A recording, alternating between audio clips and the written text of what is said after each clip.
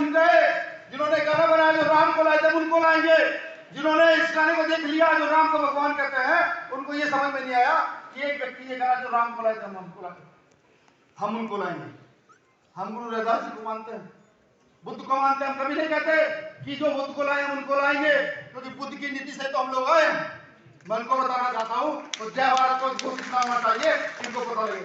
जय भीम, जय भारत। सिर्फ नाम से उनके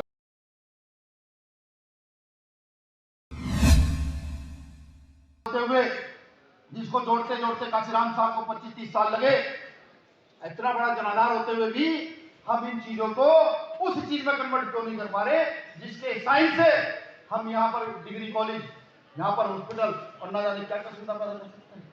ये विचार कीजिए, ये विचार कीजिए।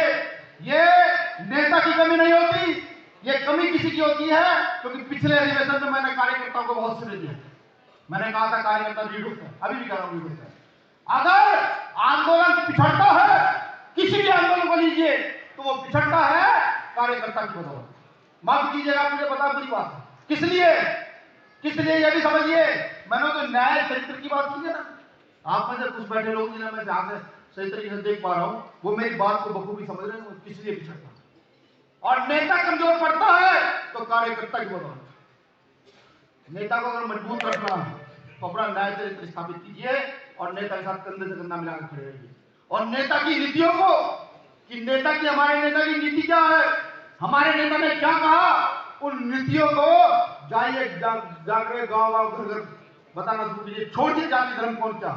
और मैं कहना चाहता हूँ चंद्रशेखर भाई को भी, पिछले अरसे से मैं जो चीज देख रहा हूँ देश के अंदर, जहां आपके ऊपर बहुजन समाज की एक बड़ी जिम्मेदारी है, मुझे महसूस होने लगा है कि कहीं ना कहीं आप पर इस देश की जिम्मेदारी भी आपके कंधों पर आना पड़ी। आपको और दुगनी तेजी से काम करना होगा, क्योंकि जिस तेजी के साथ इस देश को बेचा जा रहा है, जिस तेजी के साथ इस देश में खरीद फरोख्त हो रही है, यहाँ का इतिहास से कहता है अंग्रेज से पहले यहाँ और भी शासक रहे, लेकिन अंग्रेजों के खिलाफ हथियारबंदी चलाया कैसा था।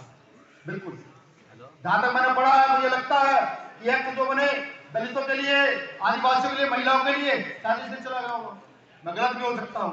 लेकिन अगर देश की बात है तो समझिए आपकी भी जिम्मेदारी है। आपको चंद्रशेखर आजाद भाई का कंधा मजबूत करना पड़ेगा, यहाँ बैठे हुए लोगों का कंधा मजबूत करना पड़ेगा, तब जाकर के आपकी कहीं ना कहीं इतिहास में हिस्सेदारी तय हो सकती है।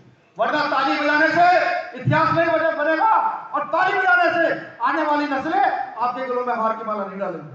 हाँ, संघर्ष अगर करोगे, संघर्ष खड़े हो जाओगे और संघर्ष के लिए लड़ते हुए मर जाओगे, तो जैसे महापुरुष जिनको हम सम्मान से देख रहे हैं, किसी को राष्ट्र लेवल पर देखा जाएगा और किसी को गांव के लेवल पर देखा जाएगा। तो मुझे पूरी उम्मीद है, मैंने समय के रहते अपनी बातों को खत्म किया, बाकी का समय भाई चंद्रशेखर आजाद जी का है। मैं 3 नारे दूंगा आपको, हर बार जय भारत बोलना है और जय भारत चीख कर बोलना है। उनको बताना है जिन्होंने राम राम के बदले जय श्री राम करके हत्या शुरू कर दी, जो बात में कहते हैं हमारे अधिकार छिन गए, जिन्होंने गाना बनाया जो राम को लाए थे उनको लाएंगे, जिन्होंने इस गाने को देख लिया जो राम को भगवान कहते हैं उनको ये समझ में नहीं आया कि एक व्यक्ति ये गाना जो राम को लाए थे हम उनको लाएंगे। हम गुरु रविदास जी को मानते हैं, बुद्ध को मानते हैं। हम कभी नहीं कहते कि जो बुद्ध को लाए हम उनको लाएंगे, क्योंकि बुद्ध की नीति से तो हम लोग आए। मैं उनको बताना चाहता हूँ तो जय भारत को घोषित होना चाहिए, इनको पता लगे। जय भीम, जय भारत। जय भीम, जय मंडल, जय भारत। जय मंडल, जय भारत। जय जोहार, जय भारत।